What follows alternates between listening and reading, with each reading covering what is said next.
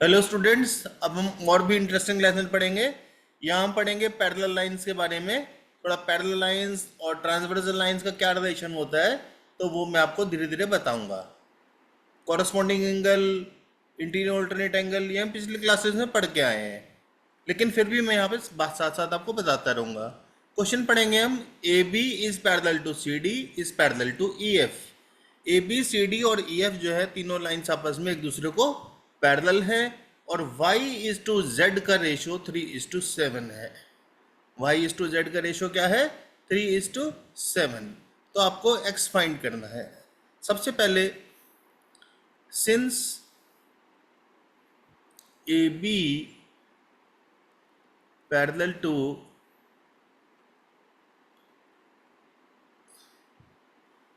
AB parallel to EF.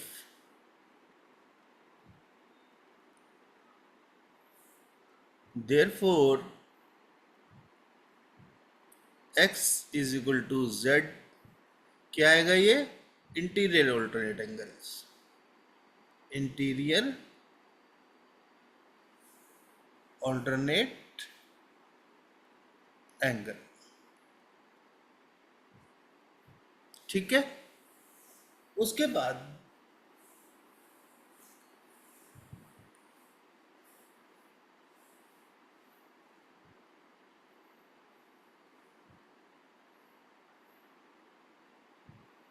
x is to y is equal, sorry, x plus y,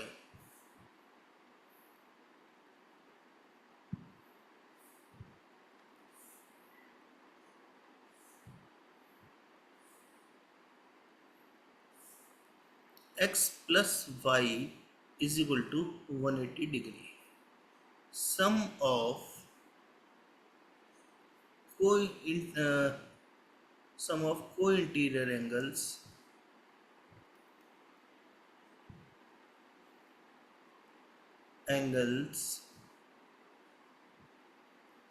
of parallel lines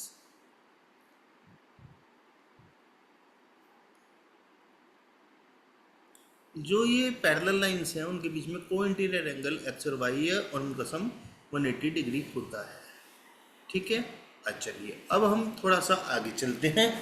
आगे हम क्या चलेंगे कि y is to Z,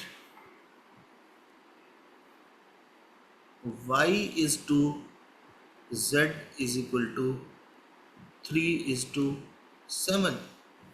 late y is equal to 3a and z is equal to 7। उसके बाद देखिए students, x is to y और x is equal to z। Since x is equal to z, therefore y, therefore x plus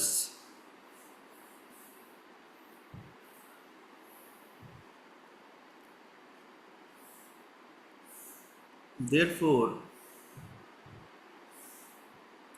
हम यहाँ क्या करेंगे, x की जगह पे z पुट कर देंगे। z plus Y is equal to 180 degree. अब z है हमारे पास कितना? 3a प्लस वाई कितना है? 7। नहीं, उल्टा हो गया।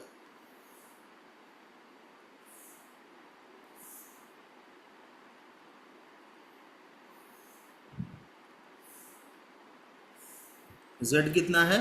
7a plus 3a is equal to 180 degree. This implies 10a is equal to 180 degree. This implies a is equal to 180 upon 10 is equal to 18 degree. ठीक है। अब this implies y is equal to 3 into 18 degree is equal to 54 degree. Z is equal to 7 into 18 degree is equal to 126। 18 7 या 126 होता है, ये हमें पता होना चाहिए। उसके बाद हमें फाइंड क्या करना है? फाइंड तो हमें एक्स करना है, ठीक है। तो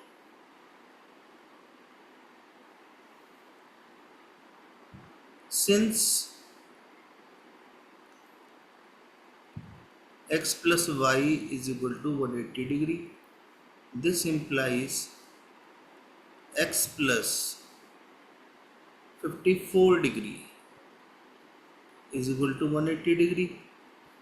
This implies x is equal to 180 minus 54 degree is equal to 126 degree. Simple, समझ में आया? बहुत इजी क्वेश्चन था, बहुत इजी क्वेश्चन था।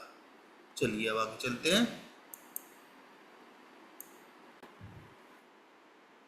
हेलो स्टूडेंट्स, बहुत ध्यान से पढ़ने वाला क्वेश्चन है। इस फिगर में जो हमें गिवन है, A B parallel C D है।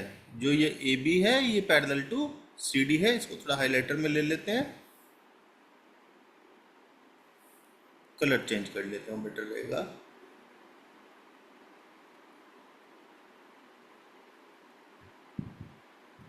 जो ये ए बी है, ये पैरेलल टू सी डी है, और एंगल जी ई डी, ये एंगल हमें दिया हुआ है 126 डिग्री। देखो ध्यान से यदि देखने वाली बात है। उसके बाद हमें कहा गया कि angle A G E find कीजिए। ये angle A G E find करना है, angle G E F find करना है, angle F G E find करना है। It is very simple, very simple. देखो, सिंस, कलर चेंज करते हैं, since A B parallel C D, ये आपको गिवन है। Therefore angle A G E is equal to angle G E D. कौन से एंगल होंगे ये? इंटीरियर ऑल्टरनेट एंगल होंगे, इंटीरियर ऑल्टरनेट एंगल्स, ठीक है। This implies angle A G E is equal to 126 degree. क्यों? क्योंकि since angle G E D is equal to 126 degree हमें गिवन है। अब देखिए, हम आगे चलते हैं। एंगल नाउ, जब भी हमें रिदम चेंज करनी है तो हम नाउ लिखेंगे, ध्यान रखना। Now angle A G E plus angle F G E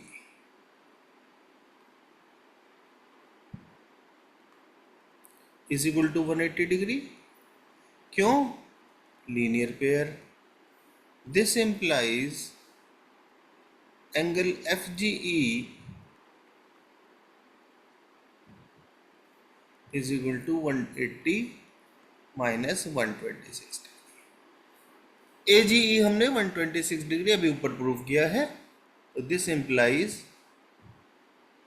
angle F G E is equal to 54 degree. ये 54 डिग्री आ गया। अब हमें एंगल फाइंड करना है जी ई एफ। ओके, वो भी फाइंड कर लेते हैं। F G E, F G E हो गया। अब हमें फाइंड करना है ए जी ई हो गया, जी ई एफ। नाउ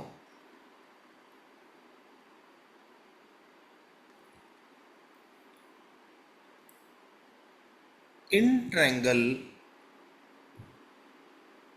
जी एफ ई या एफ जी ई कर लीजिए, एक ही बात है।